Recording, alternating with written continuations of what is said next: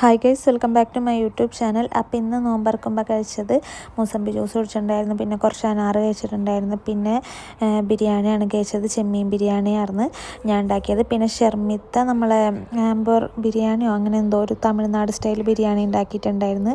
അതിക്ക് സൈഡായിട്ട് ചമ്മന്തിയും കച്ചമ്പറും പപ്പടവും ചിക്കൻ പൊരിച്ചതും മുട്ട ഒക്കെ ഉണ്ടായിരുന്നു. പിന്നെ കസ്റ്റാർഡും മുഹബത്ത് കാ സർബത്തും വേറെ എന്തൊക്കെയോ ഉണ്ടായിരുന്നു, പക്ഷെ അതൊന്നും ഞാൻ വീഡിയോ എടുക്കാൻ മറന്നുപോയി. ഷിക്കു ഫസ്റ്റ് തന്നെ ചെമ്മീൻ ബിരിയാണി കഴിച്ചിട്ട് പിന്നെ പുളിപ്പ് ഞാൻ പറഞ്ഞില്ലേ കുറച്ച്. എങ്ങനെയുണ്ട് ബിരിയാണി?